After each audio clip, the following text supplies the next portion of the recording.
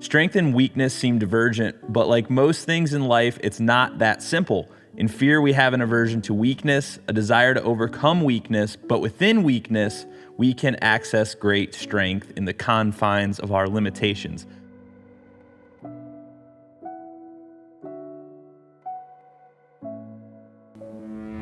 This is the Aptitude Outdoors podcast, where we interview travelers, explorers, and outdoorsmen and women to bring you the best tips and stories from around the world. All right, Wesley, welcome to the podcast. I'm super excited to talk to you today. You've got some really awesome stuff that you've done, and you made a couple of mini docs, and you just put in some big miles, and you know, you're my type of guy. I want to talk to you and learn some more about your life. So before we get into all the heavy hitting stuff, you know, I want to know, as a kid growing up, how did you become an outdoorsman? Like, you're a well-rounded outdoorsman all the way around from what I can tell. So is this something that's been a passion your whole life, or is this a new thing that you found later in life, or what's going on with that? Yeah, great question. So I feel like I've basically been immersed in the outdoors since I was a young child. In fact, I like to tell people the story that my parents carried me up my first 14,000 foot peak here in Colorado when I was just a toddler. So I like to think that the thin, crisp Rocky Mountain air at the top of Mount Yale really, I kind of became addicted to that thin air, and that's kind of been in my blood ever since. Yeah. And so like my parents, I grew up in a small town on kind of the Front Range of Colorado. Kind of tucked away on the foothills, and spent most of my childhood, most of the best memories are all, outdoor related, and, going backpacking for the first time as a family when I was, probably 5 or 6. And then, climbing my first Colorado 14er when I was 9. So yeah, it's really been kind of a passion all the way since the early years. Yeah, so speaking of the 14ers, I mean, I'm in Ohio. Like, we don't have that elevation. I mean, we've got hardly any elevation where I'm at. Northwest Ohio is like the most cornfield of cornfield states you can get. I mean, there's nothing to climb. There's a couple of hills around in the south that are like the foothills of the Appalachians, but 14,000 foot to me sounds intimidating. I've done the Appalachian Trail, and I've done, that kind of backpacking, but those mountains, you're still talking like you're in a few thousand feet. You're not anywhere near to 14,000s, but you kind of grew up acclimated to that, so it's probably no big deal to you. But 56 14,000 footers, I have that right? Is that number correct? It depends on. There's a variety of lists. I go off of the 54 list, 54. Which is put out by the Colorado Mountain Club. But yeah, that's all. There's kind of a debate, depending on who you talk to about prominence of peaks and whatnot. But yeah. So how long was this journey to do that? Because I know a lot of people who have done the Adirondack 46, and so they'll usually do that in like a calendar year or something. Is this more of like a long-term goal for you, or how did that come about?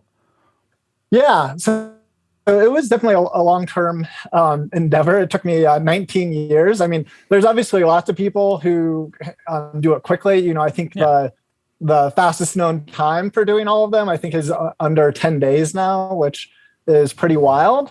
But yeah, for me, started when I was 9. I obviously don't count the one that I was carried up. And so yeah, started when I was 9, and did some, when I was younger, like every couple of years, we would do some additional peaks, and they kind of grew into a thing. It probably wasn't until I was in high school that I kind of set my sights on climbing all of them. So then, it took me still another more than 15 years after that, or over 10 years after that, to kind of finish all of the peaks. Yeah, and you actually made a short documentary on that, which I watched, and it's incredible. Like, the footage you're able to get, and climbing these huge mountains is incredible. And is that something that was something like an afterthought, or did you kind of just get into filming, or what led you to create this documentary? Because it's really good, and I love that it's shorter because, you know, in this day and age, attention span is minimal at best, even myself included. Like, I can hardly pay attention for more than an hour or something. So these shorter films that people like you are making are great for me because I can sit down and watch it and I'm taking a break at work or, you know, something like that. So what was your inspiration to make these mini docs? Yeah, a great question. So we kind of started pretty late in the overall scheme of things for this kind of journey of mine. Mm-hmm. It wasn't until 2012. At the time, I was kind of working a job that I wasn't super excited about. I was doing kind of some industrial manufacturing and design, but which is kind of removed from my passion of design and the outdoors and everything. Mm-hmm. And so I really focused all of my attention outside of work into climbing mountains and, you know, all about these experiences. And through that year, it was a pretty amazing year. You know, about halfway through the year, I was like, I'm going to set a goal to try to climb more than 250,000 feet of elevation over the course of the year.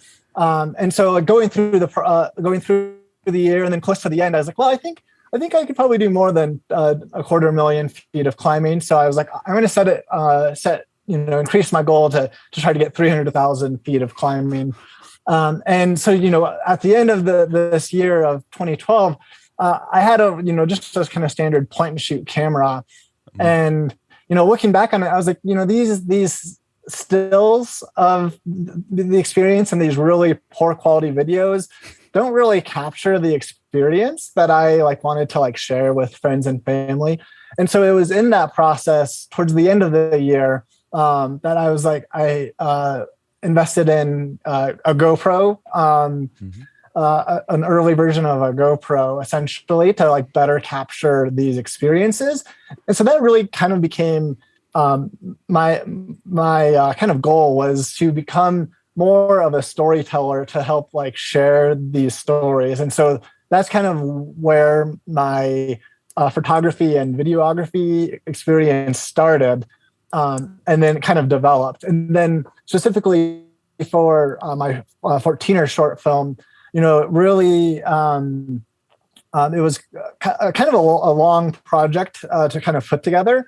And I won't give all the details in terms of the story behind. I mean, it is essentially, you know, my experience. And one thing that we haven't talked about, which I'm sure we will touch on, is I was also born with a mild form of cerebral palsy that affects the right half of my body, which affects both my strength and coordination.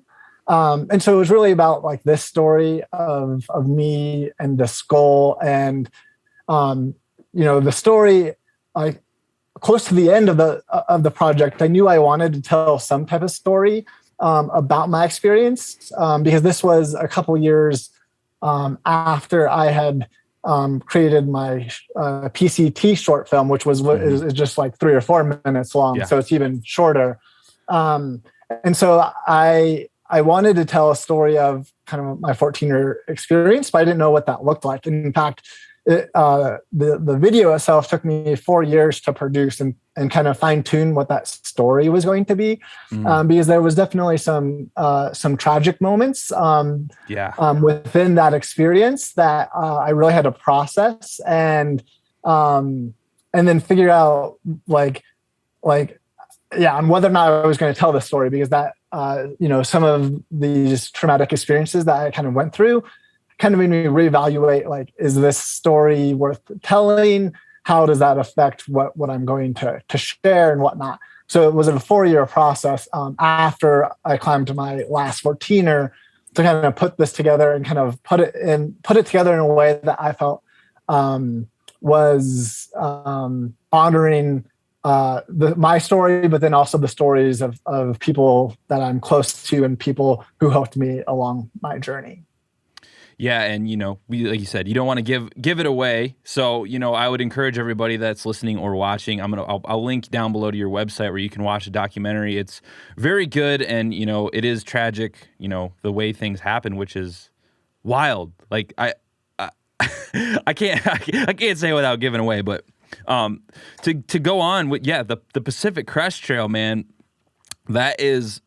Anybody who does a long trail, that's an undertaking in and of itself. I mean, with my experience on the Appalachian Trail, I mean, it's grueling. It's a lot of work. You not only have like physical pain and suffering through these hikes, but you have mental pain. It's physically and mentally taxing, and it's very tough. And then obviously with your added, you have a slight disability, and that's. To me, that makes it so much more hard. Like, because I could barely made it through on my own, and I'm able-bodied, and it's wild, and I still have lingering injuries from that. Busted my ankle up pretty good. So, how was the experience for you? Because I think the Pacific Crest Trail holds a lot of fear in the hearts of all thru-hikers, almost as much as the CDT. I think they underestimate the Appalachian Trail, but the Pacific Crest Trail for us East Coasters and Midwesterners is like, I don't know, deserts, man. I don't want anything to do with that. Yeah.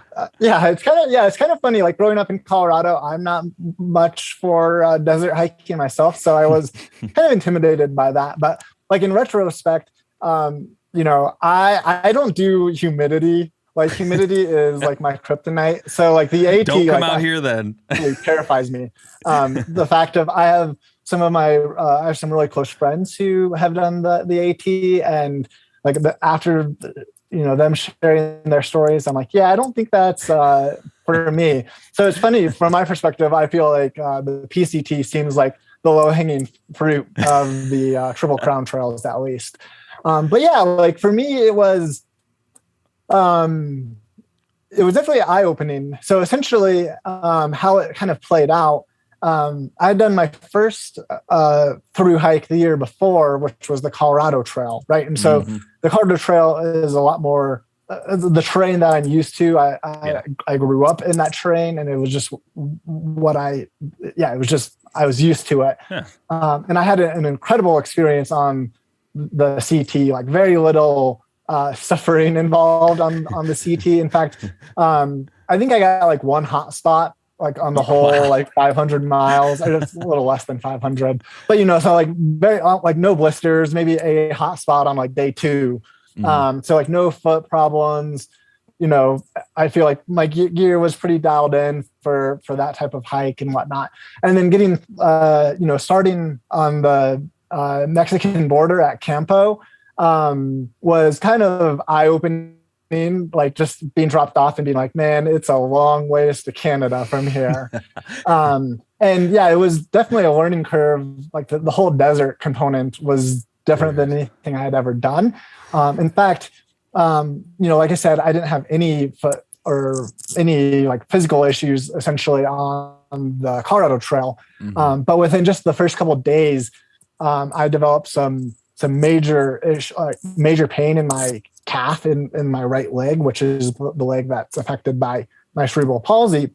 And so about 60 miles in to my hike, I had to take 3 days off in this little like mountain town of Laguna, Mount Laguna. And I was basically held up in a hotel with another thru-hiker that was having foot problems for I think it was 3 nights. I think we were there for like, it was either 2 or 3 nights. I'd have to like check my trail journal to remember. But essentially I was like in bed for 3 days, like, and I was like, man, like I'm 60 miles in and I think I'm going to have to like call this quits.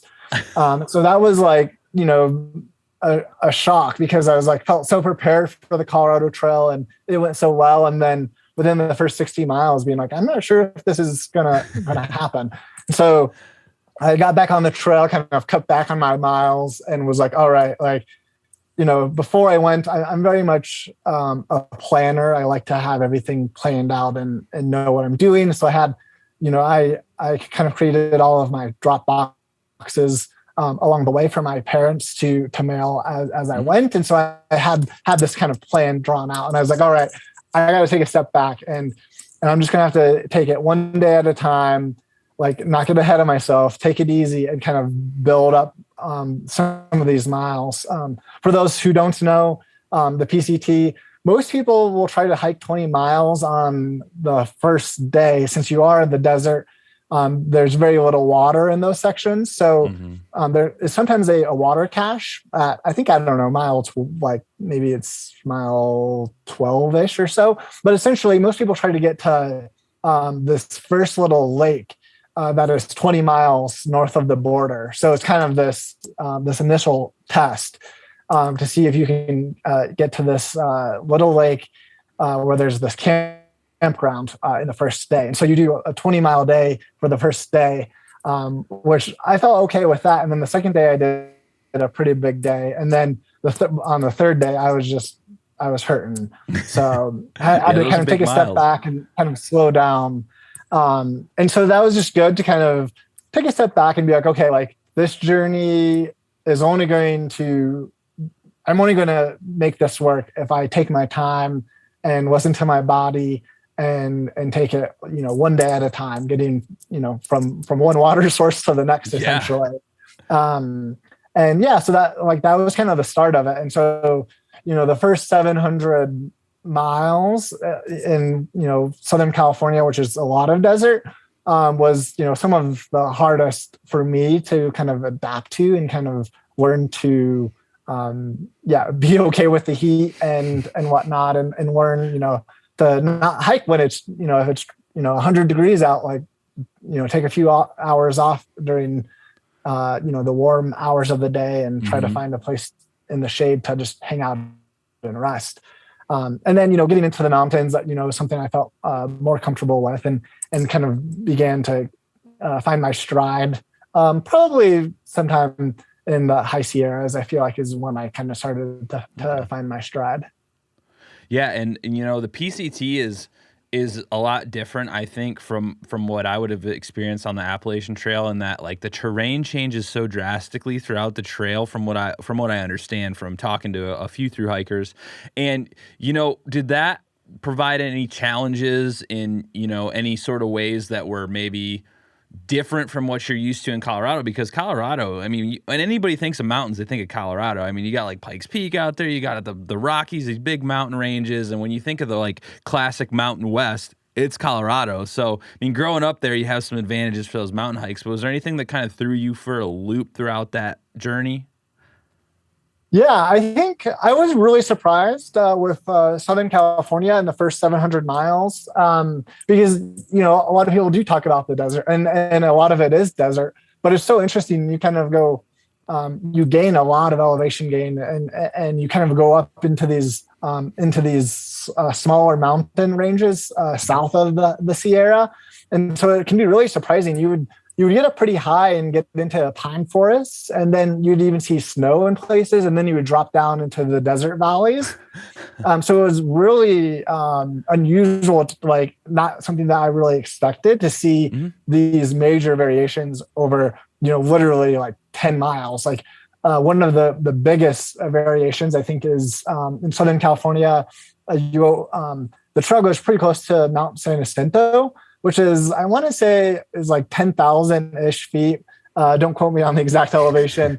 And there's snow up at that elevation, and then you like plummet into the desert. So you literally go from like freezing snow one day to 90 degrees the next day in the desert. So it was, kind of, every day was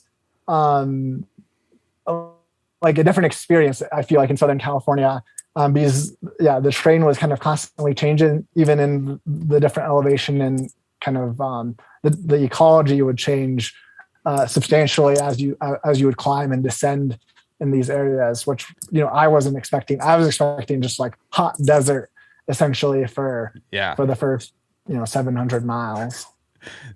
So you also made a short documentary, a very short documentary on the Pacific Crest Trail, which props to you, because anytime I film anything, I have a hard time making it under a half hour, because like, I don't know, I'm just get so attached to my footage or something. I'm just a terrible editor, I think. But how did that come about? Because I see a lot of people that I look up to, and a lot of people that, you know, I admire in the outdoors world making like documentaries and little stuff. And that's how I got into it. I mean, I love filming. And the idea to me of making even a short documentary at first was so terrifying. I mean, I was like, I would literally rather go into the backcountry for like 3 months with a backpack and hide and do whatever than make this mini doc. So I think that was like, for me, that was a big mountain to climb mentally because I didn't really know what I was doing when I started. So how did you kind of go through that process? And then how were you able to whittle it down to such a small thing and you pack it so full of like awesome B-roll and you hiking? And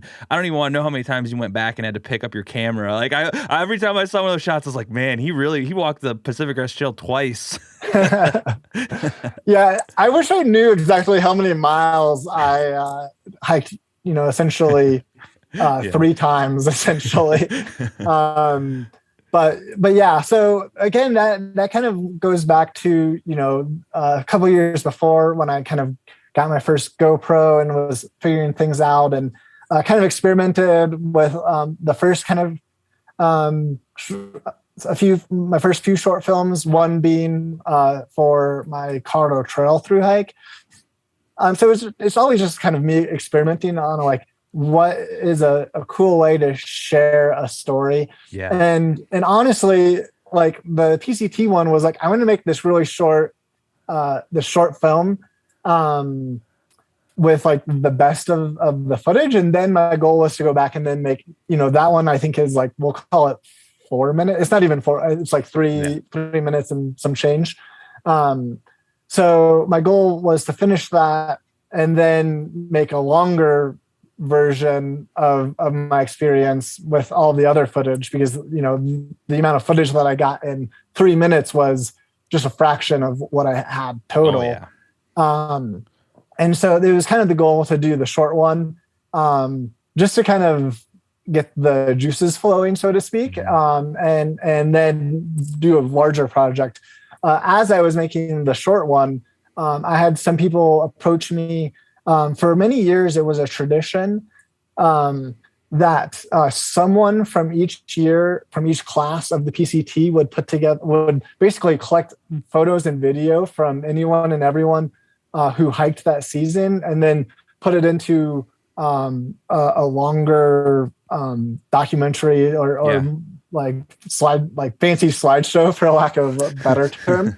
And so a couple of people approached me and be like, hey, like, we saw, I can't remember if they saw my short, if I had already done my short film. I think, my short film was already out, and they had approached me to ask me if I would be the editor for the class of 2014 film. And so I agreed to it. And then like after the fact, I was like, man, I really, I don't know what I was agreeing to. It was a massive undertaking to like every edit, time, you know, essentially see, you know, people sent me, I think I got like maybe close to like 10,000 photos and videos, something wild like that. And it may have not been quite that much, but enough that like I spent like literally like weeks like going through and making selects, and then you have all these selects, and then you try to like put them in like some type of chronological order, which was like a guessing game and a major project. So essentially, I was the editor for the class of 2014 PCT film. And then after I finished that, I was like, I just don't feel like I'm up for making another one for myself for the trial, which was kind of unfortunate because I think, I still have lots of good footage that I could have used, and that was like also my first, I've kind of, my photography and videography has definitely been a major like learning process. So, it started off with the GoPro, and then when I started the PCT, I did all kinds of research to figure out like what's the best quality camera that I could get without getting into like a DSLR, because I was like, I don't want the added weight. And so I landed on a Panasonic Lumix LX7, which is, they consider it like an advanced point and shoot. So essentially you can have like manual controls on a point and shoot. It's pretty much and so what that I'm was using to kind of film the podcast right now. Essentially, same thing. oh, nice. Yeah, they've had a couple updates, and so yeah, it was kind of each project and each trip has kind of been an evolution of my skill set and investing in gear and whatnot.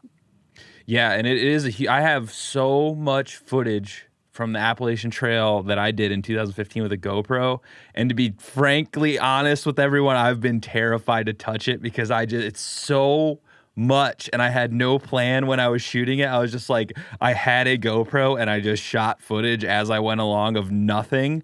And like now that I understand like narration and telling a story, I was like, if I start this, it's going to take me forever and I'm going to be obsessive about it for months and months and probably years.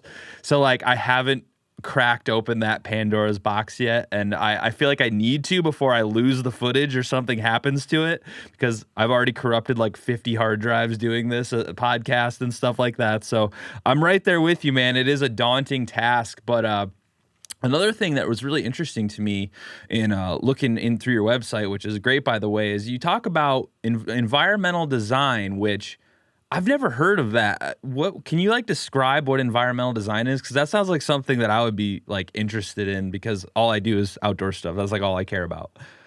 Sure. Yeah. So I went to undergraduate at the University of Colorado in Boulder, and my main interest was in architecture. And so CU Boulder at the time, and I think they still do, has the environmental design program, which is kind of the graduate umbrella of all of the design, the design disciplines. So it kind of includes architecture, landscape architecture, planning, and urban design. All kind of have specialties under environmental design. So I kind of had a main focus in architecture, but there was definitely key classes like ecology and design, and a couple of other classes that were that everyone took that were kind of impacted all of the design fields. And so some of those type of things really captured my my imagination, and like realized like that also connected well with kind of my background of being really excited about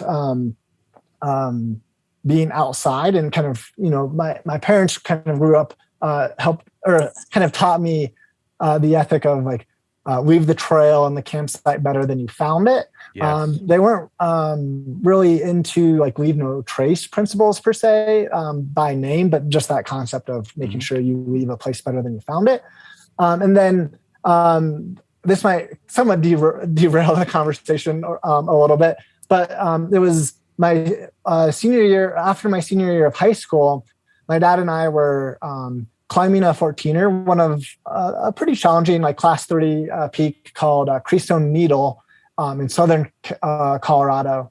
And we were coming down the peak, and we came across this trail crew that were building a trail up Creestone Peak, or going up a pass called Broken Hand Pass. And that's like when it first hit me that like conservation was more than just like the government investing in paying people to go out and do trail work. I never really thought a whole lot about actively being the person doing conservation work, but that really kind of piqued my interest in conservation and doing trail work. And so each year throughout my college years, I was really fortunate to work with Rocky Mountain Youth Corps. I was pretty nervous at first because I was like, I'm not sure, I was upfront with them. I was like, look, I have, cerebral palsy.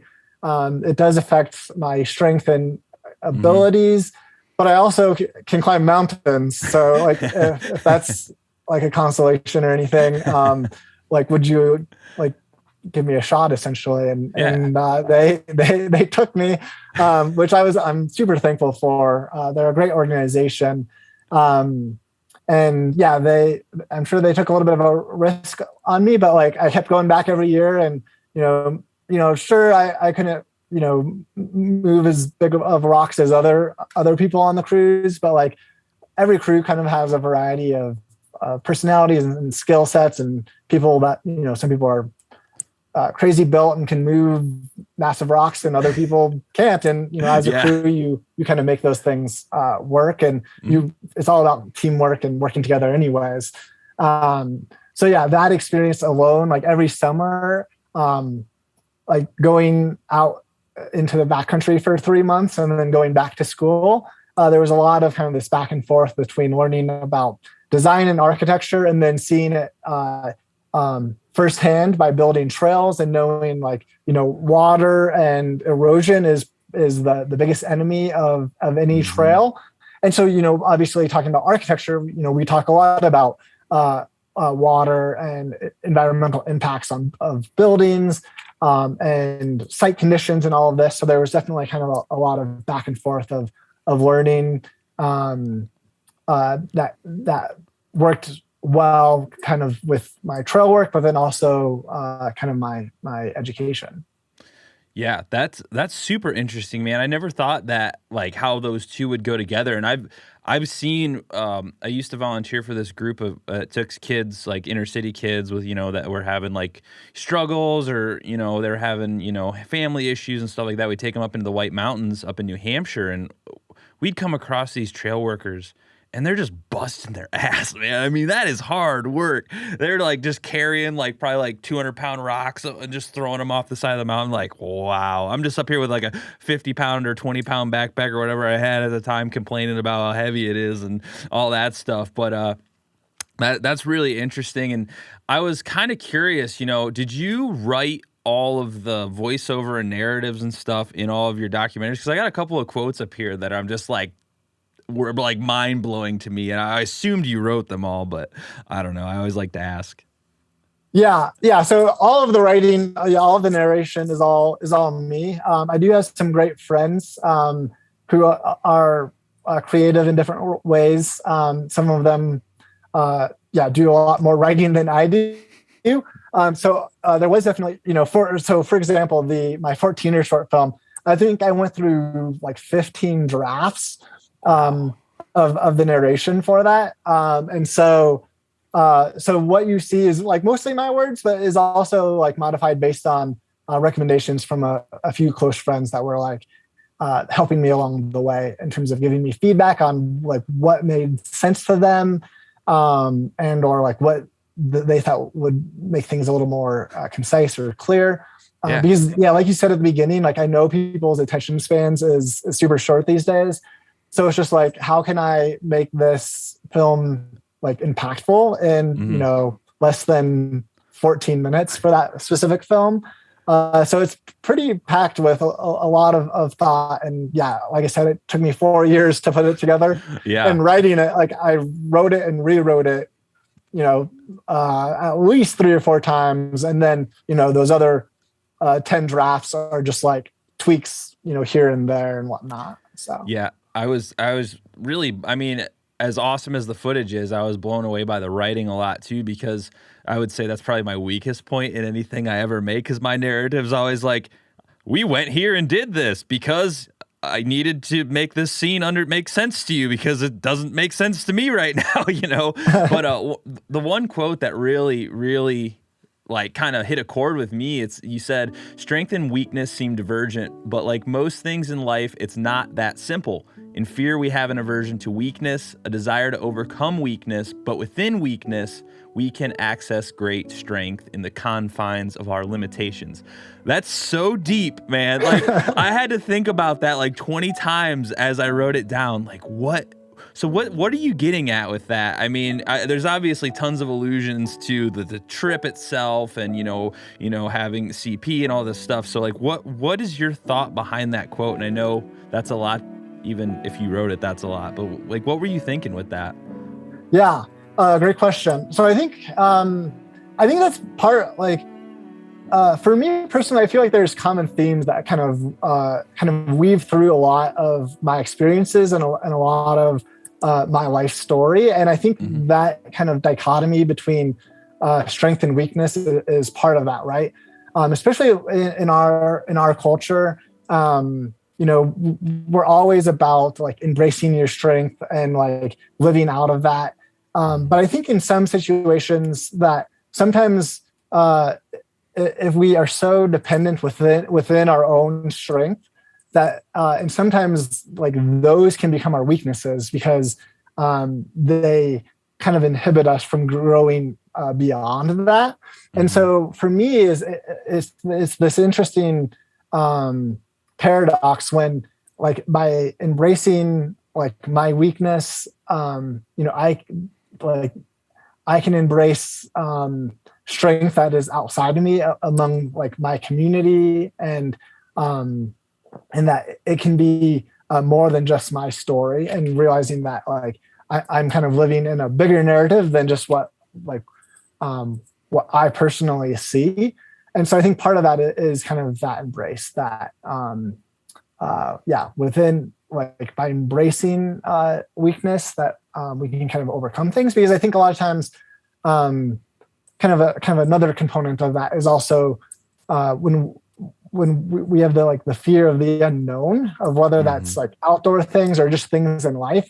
It's easy to kind of fall into our comfort zone, and we kind of just stay within that, and we aren't willing to try new things, or we're afraid to fail, and so because we want to avoid discomfort and failure. But by doing that, we just kind of follow the path of least resistance, which in most cases won't get us to where we want to be. In many ways, I think the best stories are the ones that involve suffering. Again, our culture is averse to suffering and hardships, but we only grow when we're challenged. It's just like when people go to work out or do anything physical, if you're not willing to kind of push it a little bit and experience that discomfort, like your muscles aren't going to grow. You really have to push it to the point of like fatigue to get anything out of it, essentially. And I feel like life is kind of like that as well. At least personally, I realized when I'm willing to kind of step out there and risk failure and discomfort, that like that inevitably leads to great stories, because again, great stories don't talk about how comfortable life is. It's always about overcoming challenges and whatnot. And so it's just I find it so fascinating with our culture of always wanting to seek out comfort and like happiness, which being happy and doing what you love is really important for sure. But if you're not willing to step out there and take risks, then in some ways you're experiencing a counterfeit joy or happiness in some ways. Dude, I literally could not have said it better myself. I mean, that is basically the cornerstone of this show, is like, I'm always seeking out people who are willing to take those risks and push themselves to those uncomfortable areas and uncomfortable levels, because I've personally found myself that same conclusion. I mean, it's easy to sit at home and watch TV and not think about things and come home from work and just zone out, which we all need sometimes too. There's nothing wrong with that. But, I've come to find joy through the process of the suffering and the pain, because not only are you making yourself, fitter or better or whatever and more competent, but you're learning new skills. You're becoming more, calm under pressure. And I think that's one of the things with like heavy exercise and backpacking and whatever role you take in the outdoors or whatever you do, I think, and learning how to be comfortable in that discomfort, I think really is better for your mind than it is your body. I really do think that that's true, because I'm always trying to push myself, whether, I'm sitting in a deer stand and it's 10 degrees outside and I can't take it anymore, I'm shivering, or I'm climbing up a peak when it's, negative 10 degrees, or, you know, I'm going to the gym and doing cardio, and nobody likes cardio. I mean, let's be honest, it's terrible. And especially, you know, me, I'm a big guy. So, but yeah, man, I really think that's an important thing. And kind of switch topics here a little bit. And I have a good friend, Todd Craighead, and he's kind of almost become like a mentor to me. And he was on a few episodes ago. I met him down in Texas at a podcast conference. And, you know, he's got a physical disability. I can't remember the exact name of it, but he doesn't have full use of his arms. And one of the things he said to me that really struck a chord with me is, you know, he was so passionate about the outdoors because growing up, you know, he was always kind of like, whether it was in school or anywhere he was at, he was always talking about how, you know, everybody was like, oh, poor Todd. And he's like, I don't want to be poor Todd. He's like, I just want to be Todd, you know? And the thing that really, really hit me when he talked about it was, you know, he said he grew up huge passion for the outdoors because the outdoors is the great equalizer. And I think, for me, I think that's why I love the outdoors too, because it doesn't matter who you are in the outdoors. The mountains don't care what you're doing. And I was kind of curious if you had any thoughts on that as well. I mean, you live that every day like everyone does. And like, do you think that holds true for you as well, that the outdoors is the great equalizer? Yeah, I'm glad you brought that up, because I definitely do think that the outdoors played like a monumentous role in my development as a human and as a kid, because I do remember growing up, going to school. My disability isn't like I'm trying to think how to describe it. Most people who like know me know that I'm different in some way, but they can't always like articulate what is up with Wesley. But I think kids could definitely always pick that up and kind of knew that like I wasn't as able as they were. And so it kind of made, you know, simple things like even like learning to tie my shoes. It was like a big process to figure out, how do I get my fingers to kind of do what I need them to do to do these simple tasks. And so like growing up, it was always, I really disliked like PE or gym class because I struggled. Like I remember like one of the units that we did like in elementary school was like juggling, which I still like for the life of me could not juggle. Like if you gave me like more simple like scarves or whatnot, it's just like not even worth trying. And so getting so frustrated that like there's no way I could do this, and like just PE class as a whole, I always felt really like an outsider. And so I kind of shied away from a lot of those type of physical things, especially around other people. Because I just like as a kid, you just want to blend in. You just want to be perceived as a normal kid. Right. And so like a lot of times, like, especially like late elementary, early, like middle school, it was very much like how can I blend in and how can I be perceived as normal as possible? And so, but I remember on one of my first, it was actually my family, a couple of years after we climbed Mount Princeton, which was my first 14er, we went out and climbed Grays and Torreys, which are two 14ers that are kind of connected by the same ridge, essentially. And it was just my family and I. And again, I think I was probably 11 or 12 at the time. And I got to about like 13,500 feet. And I remember like drinking some Gatorade. And I was with my sister. I have a sister who's like 4.5 years older than me.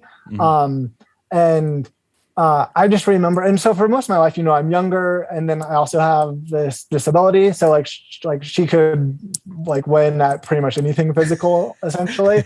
But I remember like on this climb up Gray's Peak, like the last like 500 vertical feet, I just like took off and like beat like her and the rest of my family to the top. And I feel like it was like the first time like in my life that I kind of had that sense of accomplishment, or like in terms of like, oh, like this kind of like I kind of found my stride. And it was like kind of like the first time in life that I kind of had that experience of like, oh, like I'm actually kind of like this felt really good. It was hard, but like it was a great accomplishment. And so it was like the first time that like I kind of had that sense of like self-confidence, so that I could do something physical and do it well, which in some ways has kind of played throughout all of my adventures of like really, for whatever reason, despite my CP, like I can climb hills and mountains really well for whatever reason. And so it makes life pretty interesting. But yeah, like as a kid, going back to your question, now that I'm kind of circling back, I think like in many ways, the outdoors was where I could be myself and not worry or care about like what other kids thought of me, because if there were other kids out there, most of the times you would never see them again or whatnot. And so like I feel like the outdoors was the place where like I could learn in many ways like who I was or who I am still, like because I feel like most of many life lessons I gained through the outdoors. So for me, I don't know if I would necessarily say like the outdoors is a great equalizer. Not that I would disagree with that, but for me, the outdoors is where I can learn like who I am and embrace who I am without the fear of what other people think. Yeah, and I feel the same way. I mean, the outdoors is like my refuge from a lot of things. I mean, that's where I go if I'm having like a really shitty day or whatever. I'll go outside and I'll go in the woods. I mean, out here in Northwest Ohio, we have a lot of parks and stuff, and we have some pretty decently sized like metro parks that have a lot of acreage. It's just forest, and it's like really the only place that you can get that outdoors experience out here. But when I can, I love to go into the backcountry or wherever and just be there. Like it's the only time where you get to just do nothing and it's fine. Like when you're at home, you have this compulsion like, oh, I have to work. Oh, I should be doing this. Oh, I should call this person. When you're in the backcountry and you don't have any cell phone service, it's like the best thing that could ever happen. Like it's one of my favorite things of all time because like nobody expects you to be like on or with them or whatever. And yeah, I just wish that more people would go outside. Like in this day and age, it's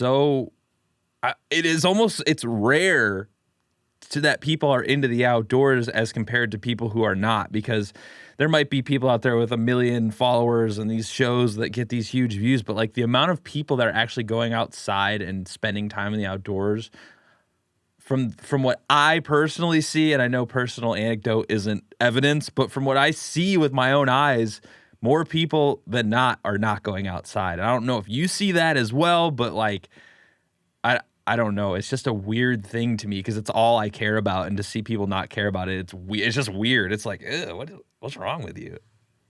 Yeah, I would say for me, growing up in Colorado in a small mountain town at that, like I just thought that was just normal, right? Like I didn't know anything different. I grew up in the same town, lived there off and on for most of my life. And so I just always assumed that's just like how life was. And so then when I started to get the experiences and like traveling some and seeing like, oh, like that is very much not like the norm, that you're literally like a 5-minute drive from the national forest or whatnot.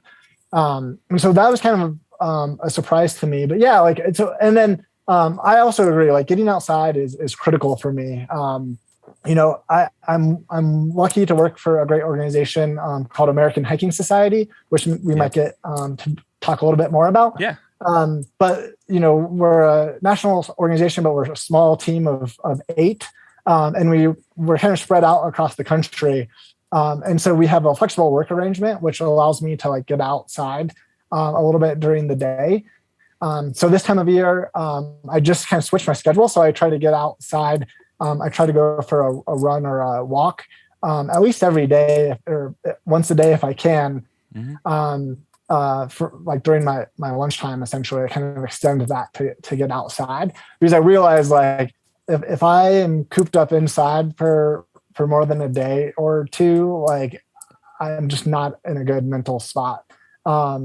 And so, yeah, like for me, and it was kind of an interesting, every year, essentially since 2012, I've had these different types of physical goals that I've kind of set out to achieve. And this year, one of my goals was just to literally spend at least 15 minutes of 15 minutes outside. That was what's the word I'm looking for? Like intentional, essentially. So I couldn't count like 15 minutes if I was like walking like to this or like parking out a parking lot and just like walking to go and get groceries or whatnot, something like that. It had to be like intentional time spent outside, at least 15 minutes. And unfortunately, I didn't quite make it. There was a couple of days this year that I just didn't get outside, unfortunately. But it's kind of surprising, even for me, like someone who really values spending time outside, that it like getting outside for at least 15 minutes a day is quite a challenge. But yeah, I really value that. And then also to answer your question, I definitely see, looking at the numbers from like last year, in some ways it was kind of encouraging. Like some people might disagree with me with this. But essentially the number of people getting out and going hiking in 2020 like increased during COVID, with so many people not being able to do their normal like indoor routines, went outside to go hiking. And so last year there was an additional 8 million people getting outside going hiking alone. And that doesn't even count people who, were doing trail running or just running in general or mountain biking or whatnot. So I think that, and I think a lot of people who are, who have spent a lot of time in the outdoors over the years probably saw can have those stories of seeing, trailheads more packed and whatnot last year, which can be a challenge because there's more people out there, a greater impact on the environment and on like search and rescue. So there was definitely some negatives, but American Hiking as an organization sees it as a positive because it means there's that many more people who can be advocates for these great outdoors and whatnot. And so, it's encouraging to see, but in some ways it's hard for me, like personally, to like get a grasp of like, there are just people out there that don't spend time outdoors. And I'm not even saying like, people who go on, hike 14ers or like do through hikes and whatnot. I'm just saying like, I see so much value in literally just getting outside, even if it's just like walking around your neighborhood or a local park. There's some great studies, and I won't like go too deep into this, but like just studies that really show like the mental health benefits of getting outside, which I think a lot of us after 2020 and this year, can use all of the boost that we can for with mental health and whatnot. Yeah, that is a great point. Yeah, and I wasn't alluding to that nobody goes outside at all, but I'm like, people in general, a lot of people like, I'd rather go to the city and have drinks this weekend instead of going outside. Like, that's like more of the mindset I'm seeing. Whereas me, I'd rather go sit in the woods for 20 hours. I would much rather do that than go downtown for 5 minutes. But that's just me. That's how I am. So yeah, you work for the American Hiking Society, great organization. And I have this thing that I've just been seeing, because I'm always like looking at what the popular consensus is on the outdoors, like via social media or reading books or watching movies and podcast documentaries.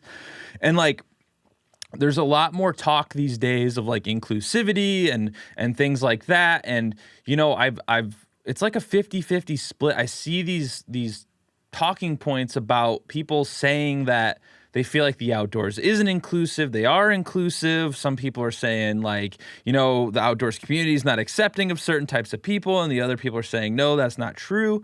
And like, obviously you don't have to speak on this if you don't want to, because it's a very touchy subject occasionally. But like, I just don't know what to think at this point, because maybe it's just because I'm like a white middle class guy and I just don't see it. But I've never seen like negativity in the outdoors community, and I'd like to feel like I'm involved, but I don't know. I I just don't personally see it day to day in the way you would in maybe other aspects of culture that we're, we've seen a lot of in the last couple of years on TV and things like that. So I don't know if you had thoughts on that, because I don't know what to think personally. I don't know where we're at on this as an outdoors community. Yeah. Again, another great question. I would say, I feel like we are very similar in the sense in maybe our upbringing in some ways. And so I think like growing up, I wasn't really exposed to that. Again, I'm white growing up in a very white kind of, not really a suburb, but we're not like super rural either. So I don't know exactly, a small town essentially. So there was very little diversity where I grew up. And so it just wasn't something that I really experienced a whole lot. It wasn't until like my friends began to diversify some that I began to hear like other people's perspectives of the outdoors, and being like, oh, like I definitely overlook things because I do have that privilege that I just like I can choose to not see, or I see it but I don't process it because, again, coming out of a place of privilege. So I definitely think that there definitely is a move among the outdoor community to be more inclusive. And I think it's easy for like a lot of people who have been in the outdoors to write off like, oh, like the outdoors is inclusive. Like I personally haven't seen, and people are just speaking out of their personal experiences, right? Mm-hmm. So if they haven't seen that, then they're not familiar with that. But then if you listen to underrepresented communities, like they will tell you lots of stories about ways in which they haven't felt included or have felt excluded even in some ways. And so that has definitely, I would say, for me personally, and even as an organization, we've been working through for the last like 2 or 3 years at this point. And it has given me a broader perspective that and again, just like when I said, like I grew up thinking that like my life was normal of like going outside and being accessible, like realizing like that's not everybody's experience. And, listening to other people's stories made me realize, there is a lot around how, historically people haven't felt welcome in the outdoors. And so like American Hiking is working really hard to be more inclusive with our programs and how we operate our programs. And it's obviously a long journey, and we don't necessarily have that history of really focusing on that in our 45 years. So we have a lot of work to do, but it's something that as an organization we began in 2019 to really see ways in which we can help make sure people feel welcome in what we're doing, and then in the hiking community as a whole. Yeah, that's a great answer. And, it's no surprise. I mean, if you look through historical texts, even like writers like John Muir and this stuff, I mean, John Muir was like racist as hell. I mean, that dude was like, kick all the Indians out of the national parks and, get everybody out of here, basically to make it for like a place where white people can go on vacation, which, I mean, obviously as a culture American, we have undertones like that going basically back forever. I mean, there's no surprise there. People can think of whatever they want about that, but history is history. I mean, that's literally what like the country was built on. So we won't go down that rabbit hole unless you want to, but the American Hiking Society, I'm not like super I know they exist, and that's about the in-depthness of my knowledge. Like what does American Hiking Society do as an organization in general? Yeah.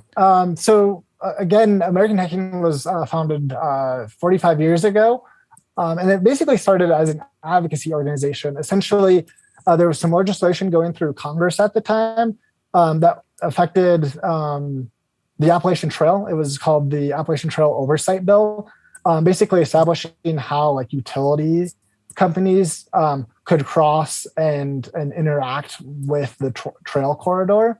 And there was really no one in DC at the time to really speak on behalf of the hiking community. In the 70s, there are a lot of organizations doing a lot of environmental work. But like hiking trails was kind of low on the priority list for those large organizations like the Sierra Club and the Wilderness Society and these kind of larger organizations. And so essentially, the founder of Backpacker Magazine and the founder of the Florida Trail went to DC to basically be the voice of the hiking community on behalf or in front of this Senate hearing. And they realized like there was no voice in DC for the hiking community. And so they envisioned an organization that would be kind of that voice of hikers in DC, both with Congress, but then also with the land managers. And so the following year, they founded American Hiking Society, which we've been based in the DC area since then.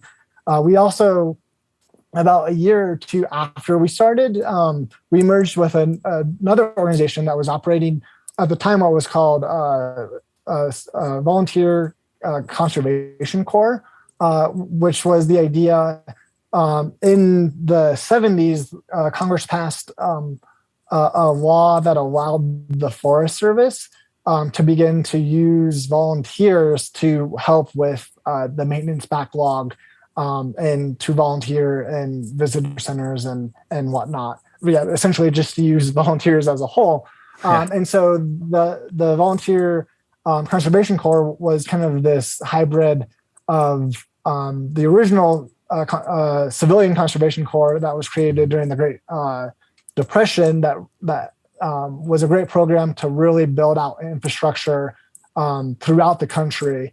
So kind of taking that vision and turning it so that it was based on volunteers.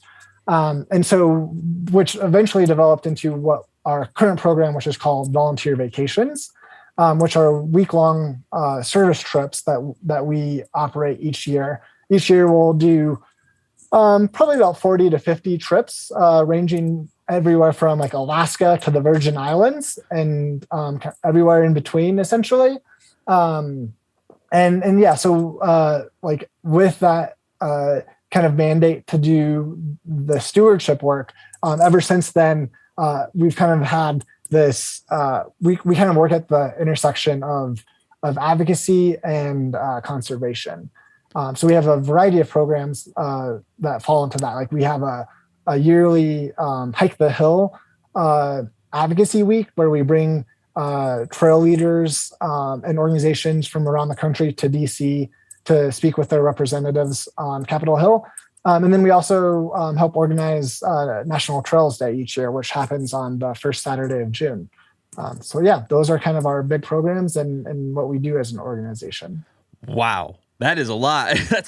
I'm glad organizations like that exist because, like, as just a guy who loves the outdoors, like, I wouldn't even know where to start with that, like, advocating to Congress and stuff. I don't know what I'm doing. I just like the outdoors. So that's really great, and it's one of those things. Like, I've subscribed to Backpacker Magazine for forever, and I've had all this stuff, and you see American Hiking Society logo all over it, but it's like one of those things. It's like I could see it right now. I could see the logo in my head, and but you just never like kind of look into what it is. So that's really awesome, man. So great work you do there. And we're getting probably close to an hour. We're over an hour here, but that's totally cool. But if you want, you can just we can leave off with if you have any closing notes that you would like to share with people or the world, and then how they can find out more about you if you want to share that information, and we'll wrap her up. Great. Yeah. So I would say, first of all, like if people are curious about like advocacy work or our programs, like the best place to start is on our social media channels or our website. So we're on all of the main platforms at American Hiking and our website, americanhiking.org. And we make a lot of the advocacy stuff pretty straightforward in the sense that when there are big pieces of legislation that we need the hiking community to speak up for, like we'll put calls to action on social media and the website. And it can be pretty straightforward, like very simple. Like you go on this page, read about a specific piece of legislation, and then all you have to do is like literally put in your zip code, and it'll tell you who your representatives are, and it'll like send like a pre-written message that you can like modify or add to a little bit if you want. And it's super easy to, kind of begin that process. So yeah, I would say if anyone is curious about, how to be an advocate, because the more people that are speaking up for these places, the more likely it is that these places will receive the funding that we need to make sure they're maintained. And then if people are interested about getting involved with our other programs, again, signing up for our monthly newsletter on our website is a great way to kind of stay connected. And if people want to support our organization, they can also give through the website. And then for me personally, I would say, if people are curious about my work, probably the best place to go is my website, just wesleytrimble.com. I am on Instagram. I'm not super active. I help kind of oversee the social media for American Hiking. With another one of my coworkers. So since I'm kind of involved with that, like I feel like I don't always have the capacity or the energy to do it on my own. So I'm not super active, but people can kind of see some of my work on Instagram if they're interested as well. All right. Well, Wesley, thank you so much. And, I'm glad you came on and shared all these awesome stories and all this information with everyone. And, I would like to continue this conversation someday, because it was really fun for me and I learned a ton. So thank you very much. Thank you. It was great being on. And I would love to connect again. Hey everybody, thanks for watching this episode of the Aptitude Outdoors podcast here on YouTube. If you can, help me out, go down below, hit that subscribe button. And if you're really feeling helpful today, head over to iTunes and leave the podcast a rating or review. I would assume by now that people watching know that we're also an audio podcast as well. So if you don't feel like watching it, listen to it. And I appreciate all of you for taking the time out of your day to check this out. And I really want to thank Wesley for taking time out of his day to share his awesome stories with me. As I said earlier in the podcast, I'm going to link his website down below. I highly encourage you to watch his mini documentaries. Really good stuff, and his journey is amazing, and I highly suggest checking out his work with the American Hiking Society as well, because the outdoors and our lands are always under attack. And I know I sound all preachy and whatever, but it's true. They're always trying to take away our beautiful land and like give it up for oil and all this junk. So I mean, it's really important that we support these kind of organizations.